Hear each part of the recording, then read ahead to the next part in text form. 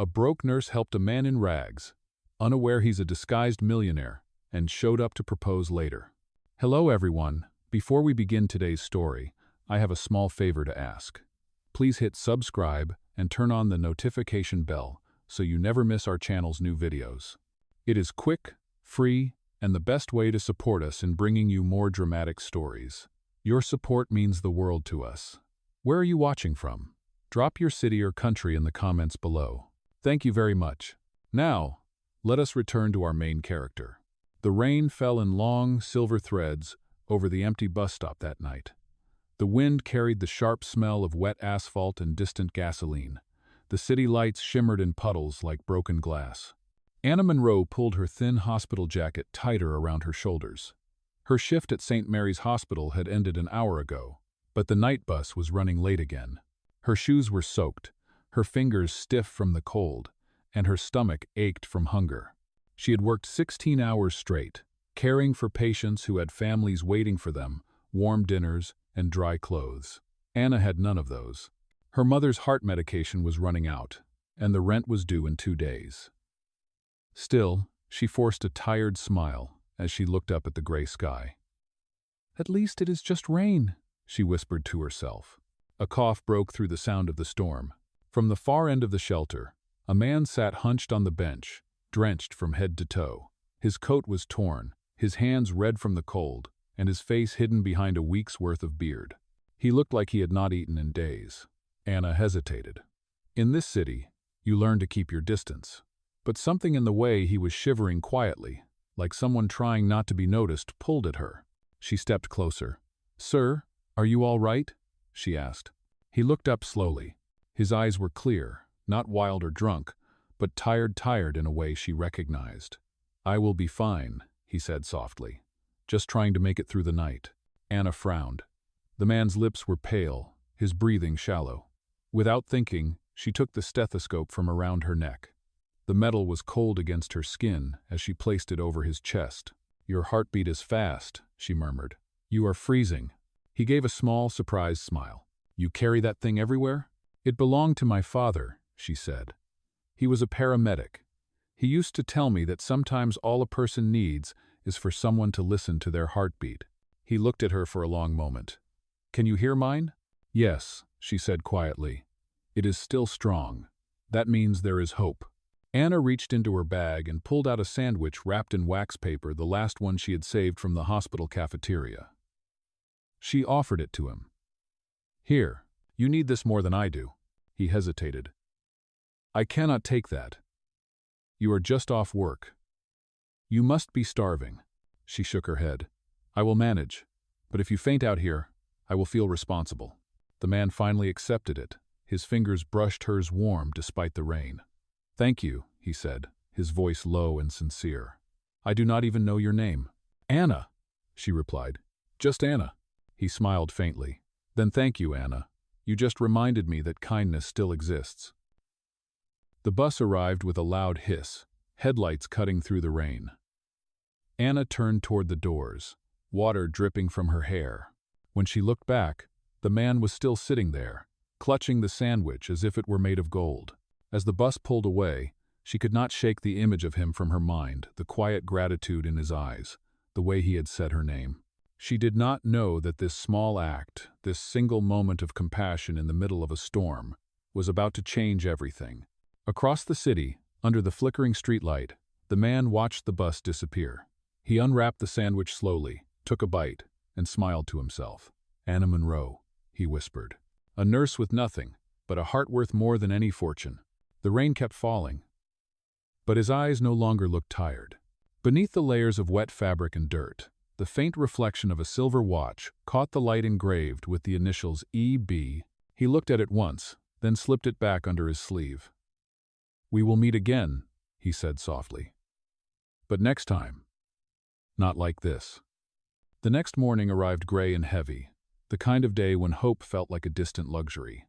The rain had stopped, but the air still smelled of wet pavement and rust. Anna Monroe stepped off the bus near her apartment, her shoes leaving small prints in the puddles.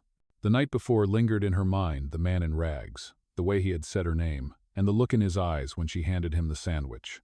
It was the kind of memory that stayed, even when you told yourself it should not. Her small apartment sat above a laundromat that never closed. The hum of the washing machines was constant, a background rhythm to her tired life.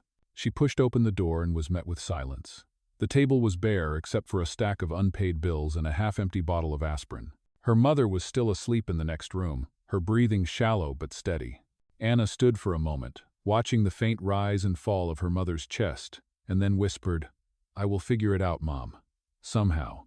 She changed into her scrubs, patched at the elbows, and washed too many times to hold their color. When she caught her reflection in the mirror, she smiled without conviction. Her father's stethoscope hung around her neck. It was more than a tool, it was her link to everything she had promised herself to become. At St. Mary's Hospital, the halls were already alive with beeping monitors and rushing footsteps. Anna clocked in and tied her hair into a messy bun. The morning nurse handed her a clipboard and sighed. Room 16.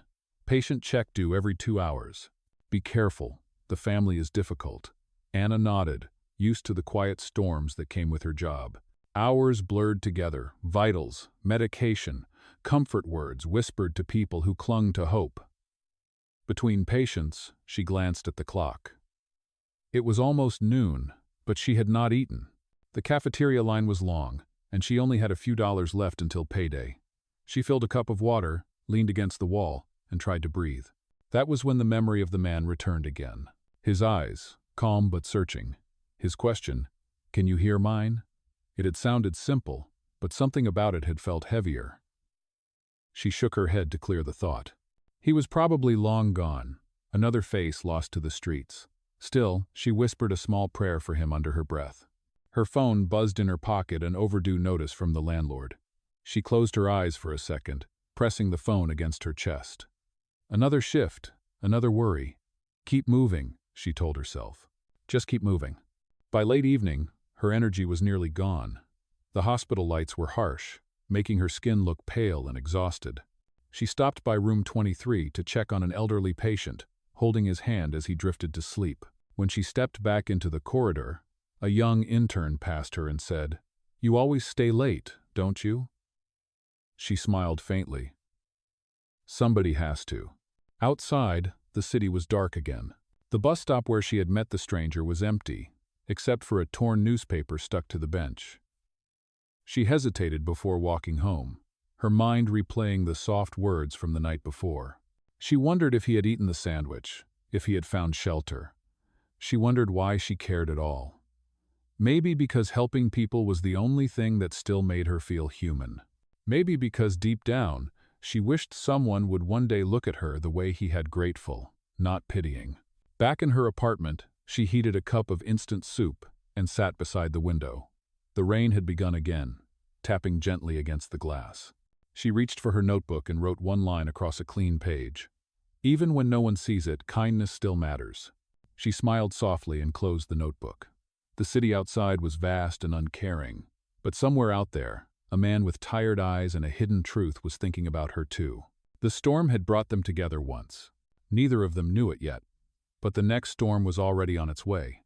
2 weeks passed, and life returned to its usual rhythm of exhaustion and quiet endurance. The world did not stop for tired nurses or unpaid bills. It simply kept turning. For Anna Monroe, every day began before sunrise and ended long after the city had gone to sleep. She moved through the hospital like a shadow, steady, invisible, necessary. On a Monday morning, she arrived early for her shift. The lobby of St. Mary's Hospital buzzed with unfamiliar energy. Banners hung from the ceiling with the words, "Starlight Foundation Health Partnership." Anna stopped to read the poster. A foundation funding new medical equipment for hospitals serving low-income communities. "Starlight," she whispered. "That sounds hopeful." She smiled faintly and hurried to the nurse's station, unaware that this name would soon connect her to the man she thought she would never see again. In the break room, her friend Carla was scrolling through her phone. "Big day today," Carla said. "The hospital board is hosting some billionaire from Starlight Foundation. Guess we have to pretend everything works around here." Anna laughed softly. "Then they might as well start pretending right now." Hours later, Anna was in room 16, adjusting an oxygen tube for a frail woman who reminded her of her mother. She heard the sound of polished shoes in the hallway and the low murmur of administrators. She kept her head down, focused on her patient, until a voice spoke behind her, calm, clear, and strangely familiar. "You always make time to talk to your patients. That is rare." She froze. That voice. Slowly, she turned around. The man standing by the doorway was not wearing rags anymore. He was dressed in a charcoal gray suit, his hair neatly combed, his eyes the same deep brown she remembered under the flickering streetlight. For a second, she forgot how to breathe. "You," she whispered. He smiled, not arrogantly, but gently. "It has been a while, Anna." She stared at him in disbelief. How is this possible?" "You were a stranger on a cold night," he finished for her. "Yes, I remember. You gave me your last sandwich, and your warmth." Her heart pounded. The stethoscope around her neck felt suddenly heavier. "Who are you?" she asked quietly. He stepped closer, offering his hand as if reintroducing himself. "Ethan Blake. I am the founder of Starlight Foundation." The name hit her like a wave. The posters, the event, the whispers from the nurses' station, all of it clicked into place. Her eyes widened. "You are the man from the posters?" "Yes," he said. "But that night, I was just a man who needed help." Ugh. She took a step back, trying to make sense of it. "So you were testing me?" His expression softened. "No, Anna. I was testing myself. I wanted to know if kindness still existed when no one was watching." The room felt smaller now, filled with the hum of machines and unspoken questions. Anna shook her head, half in disbelief, half in awe. "You could have told me. And would you have believed me?" he asked gently. "That a man dressed in rags was actually a millionaire? You would have thought I was crazy." She could not argue with that. Her chest tightened, caught between embarrassment and amazement. "So, why are you here?" Ethan's eyes softened even more. "Because I wanted to find you, and because your kindness reminded me what this foundation should stand for: real compassion." Her lips parted, but no words came out. Behind her, the monitor beeped softly, grounding her back in reality. "I am just a nurse," she finally said. "You do not owe me anything." He smiled faintly. "That is exactly why I do." Before she could respond, the hospital director entered with a crowd of staff and reporters. "Mr. Blake, we are ready for the tour," he announced. Ethan gave Anna a look that lingered just long enough to say everything words could not. Then he turned to the group and followed them down the hall. Anna stood frozen in place. Her heart raced as if it were trying to catch up with the truth. The man she had fed at a bus stop in the rain, the man she had pitied, was the same person whose name now echoed through the hospital halls. As she leaned against the wall, the world around her spun with noise and movement, but all she could hear was his voice repeating softly in her memory. "You gave me your warmth." She pressed her hand over her heart and felt the steady rhythm beneath her palm. "What are you doing, Anna?" she murmured to herself. But deep down, she already knew the answer.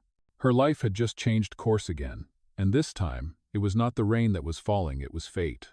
The following week unfolded like a dream Anna Monroe was afraid to wake from.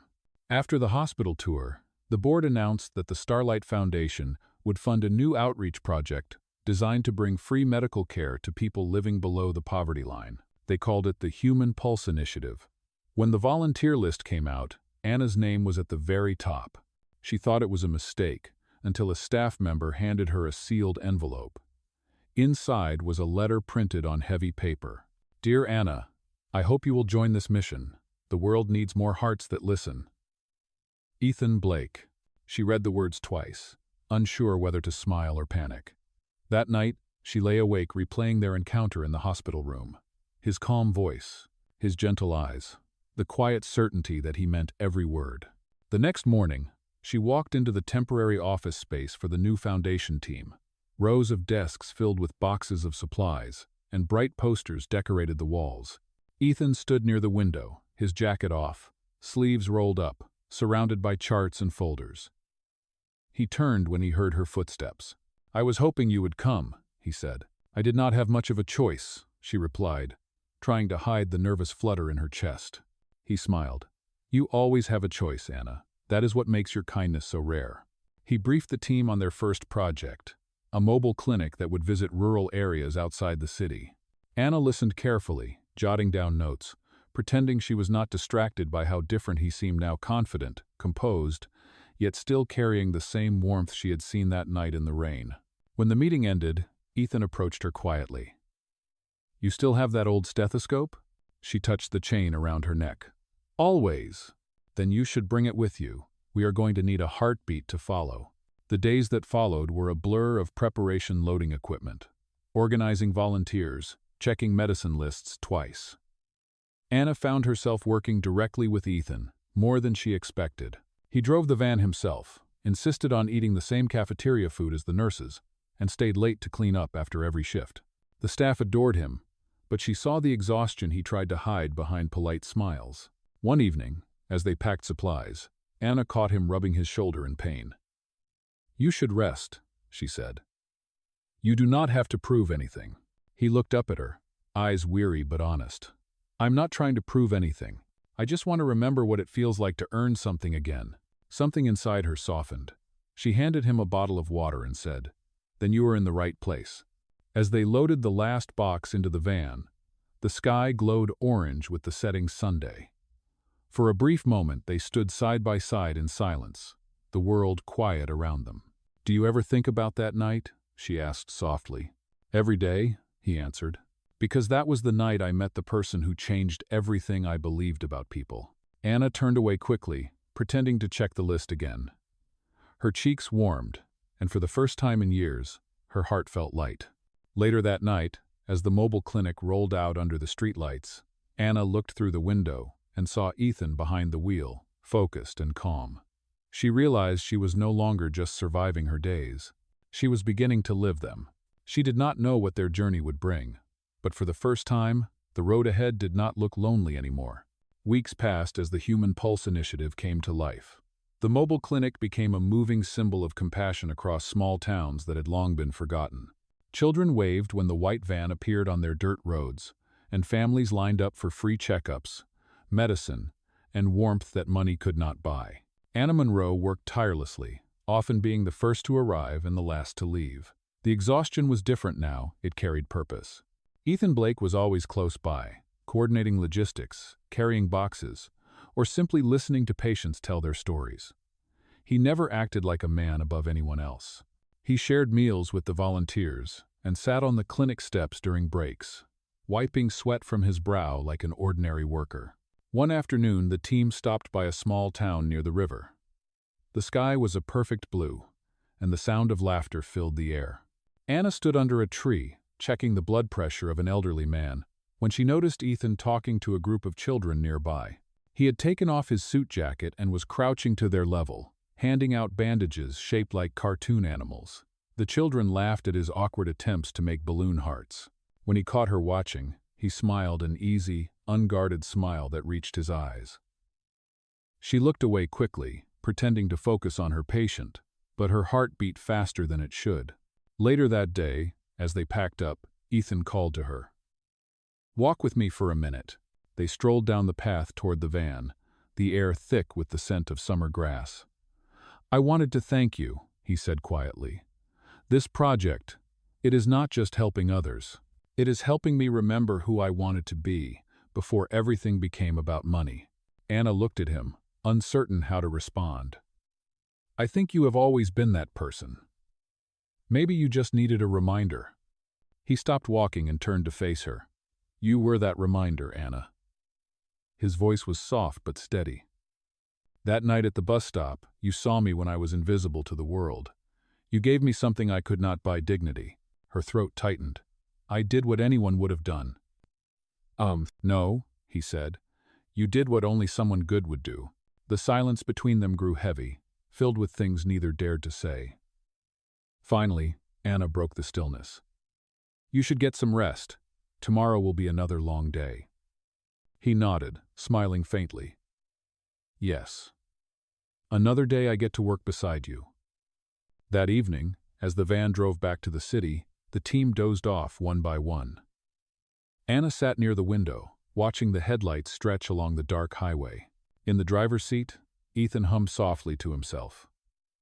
She realized she had not felt this kind of calm in years. The kind that comes when you trust someone without reason. When they arrived back at the hospital's parking lot, Ethan helped her down from the van. For a brief second, their hands touched, and neither of them moved away. The world around them was silent except for the distant hum of the city. "Good night, Anna," he said gently. "Good night, Ethan." "Oh?" As she walked toward her apartment, she caught herself smiling. She did not see him still standing by the van, watching her go with the quiet certainty of a man who had finally found what he did not know he was missing. The following month began with promise, but shadows soon followed. News traveled faster than kindness, and rumors started to spread. Someone within the hospital whispered that Anna Monroe had become close to Ethan Blake, the millionaire behind the Human Pulse initiative. Some called her ambitious. Others accused her of using sympathy to climb the ladder. At first, Anna tried to ignore it. She had endured gossip before, but this time, it was different. Her co-workers grew distant, their greetings colder. Even the head nurse looked at her with quiet disapproval. One morning, she found a folded newspaper left on her desk. The headline read, "CEO's Favorite Nurse or Foundation's Face. Inside the Human Pulse Scandal." Her heart sank. The article showed photos of her and Ethan working together at the mobile clinic, twisted into something ugly. It claimed she was a charity mascot, chosen to make the project look more emotional. She confronted Ethan that evening in the office where they planned the next trip. He was reading the same article, his jaw tight. "I am sorry," he said immediately. "I never meant for this to happen." "You did not write it," she replied, her voice trembling. "But it feels like the world believes it. My coworkers, my mother, everyone keeps asking questions I cannot answer." He ran a hand through his hair, frustration clear in his eyes. "The press twisted everything. I can hold a conference tomorrow, tell them the truth." "The truth?" she said bitterly. "That a nurse helped a homeless man who turned out to be a millionaire? They will make it sound like a fairy tale or a lie. Either way, I will be the one who looks foolish." Ethan stepped closer. "Then let them talk. I will protect you." "Oh?" Her eyes met his, full of exhaustion and something deeper disappointment. "That is not what I need, Ethan. I do not need protection. I need my dignity back." Before he could speak, she reached for the stethoscope hanging around her neck. It had been her constant companion, her reminder of purpose. Slowly, she took it off and placed it on his desk. "You once told me to bring this so we could follow a heartbeat," she said softly. "But somewhere along the way, I lost mine." "Oh?" Ethan's voice broke slightly. "Anna, please do not walk away like this." She took a shaky breath, fighting tears. "You asked if kindness still existed. It does, but fame destroys it faster than cruelty ever could." Without another word, she turned and left the room. The echo of her footsteps faded down the hallway, leaving Ethan alone with the stethoscope, the same one that had once symbolized hope, now lying silent under the dim light. Outside, rain began to fall again. Anna walked through it without an umbrella, her scrubs soaked, her heart heavier than it had been that first night at the bus stop. She whispered to herself, "Maybe some stories are meant to stay unfinished." Days passed after Anna Monroe left the foundation, and the city felt colder without her laughter echoing through the hospital halls. She returned to her night shifts, working quietly, avoiding questions and curious stares. Her uniform was still the same, but something inside her had changed. The sparkle that once came from helping others now flickered dimly, replaced by a quiet ache she could not name. Ethan Blake noticed her absence more than anyone realized. Meetings dragged on without focus. The Human Pulse initiative lost its heart. The volunteers still worked, but the warmth that Anna had brought seemed to vanish. Ethan spent nights reading reports, searching for ways to repair the damage the media had caused. Yet, no press release or apology could bring back the trust he had broken by staying silent too long. One afternoon, as he sat alone in the foundation office, his assistant entered with a folder. "You might want to see this," she said. Inside was a report about a community clinic on the south side of the city. The note read, "Run entirely by volunteers. Head nurse, Anna Monroe." Ethan's eyes widened. He read the line twice, then grabbed his coat and left. The old clinic was small and fading, tucked between a grocery store and a laundromat. The paint was peeling, and the waiting chairs were mismatched. but the air inside was filled with kindness. Anna was at the center of it, organizing supplies and comforting a mother holding a sick child. She looked tired, but peaceful. When Ethan stepped through the door, a few patients recognized him and whispered. Anna froze for a second but then continued writing notes on a clipboard. He approached quietly. "You found your heartbeat again," he said softly. She did not look up. "I never lost it. I just stopped lending it to the wrong story." Ethan's voice carried regret. "I deserve that.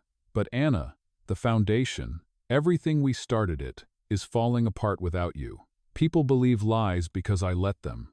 I tried to protect your name, but maybe I should have fought harder for your truth." She placed the clipboard down and finally looked at him. "You cannot fix everything with apologies and donations, Ethan. Sometimes, you just have to show up." He nodded slowly. "Then let me show up now." He took a deep breath and handed her an envelope. Inside was a printed document, his personal resignation letter from the board of Starlight Foundation. "They wanted a face for their brand," he said. "I realized I would rather be the man behind the work, not the one in the spotlight. The new clinic grant this one is in your name. The credit belongs to you." Anna's eyes softened with surprise. "Why would you do this?" "Because you once gave me a sandwich, and I thought it was kindness. But later, I learned it was something bigger: integrity. You reminded me what leadership is supposed to mean." The clinic fell silent for a moment. Even the hum of the fluorescent light seemed to fade. Anna studied his face and saw sincerity there, mixed with exhaustion. Finally, she said quietly, "If you want to help, then stay. Work, not for me, but for the people who still believe this world can be kind." Ethan smiled, a small, hopeful smile. "Then I will start today." That evening, as the sun set over the city, he rolled up his sleeves and joined the volunteers, sorting medical supplies beside her. For the first time since the scandal, Anna felt peace. Outside, the clinic sign flickered with new letters. Community Health in partnership with Starlight Foundation. The partnership was not about money anymore. It was about redemption and the simple truth that even broken hearts could still heal when they chose to keep listening. Months passed, and the small clinic that Anna Monroe once started quietly began to grow. Word spread through the neighborhoods about the place where anyone could walk in and be treated with respect. It was no longer just a modest medical room. It had become a symbol of hope. The walls were freshly painted, new beds arrived, and volunteers filled every corner. At the heart of it all stood Anna, calm but radiant, and beside her, Ethan Blake, no longer dressed in expensive suits but in rolled-up sleeves and simple shirts. They worked side by side, never needing to say much. Patients noticed the way they moved in rhythm, how he handed her charts before she asked, how she smiled when he greeted each visitor by name. To the world, they were partners in service, but those who looked closer could see something deeper. Two people rebuilding trust through action, not words. One morning, the clinic received a letter from the Department of Health. The Human Pulse Initiative had nominated Anna for a humanitarian award. She read the letter quietly and set it aside. "You should accept it," Ethan said. "You earned it." She shook her head. "This award belongs to everyone who still believes in kindness, not to one person." He smiled, his eyes soft. "That is exactly why you deserve it." A few days later, during a weekend checkup drive, a group of journalists arrived unexpectedly. Cameras flashed as they filmed the crowd and the new signboard. A reporter approached Anna with a microphone. "Miss Monroe, the public still remembers the controversy between you and Mr. Blake. How does it feel to be working together again?" Anna hesitated. Ethan watched quietly, ready to step in, but she raised her hand slightly, signaling him to stay back. "It feels like forgiveness," she said clearly. "Not just between two people, but between mistakes and second chances. The truth is, kindness can survive even after the world tries to twist it." "Oh."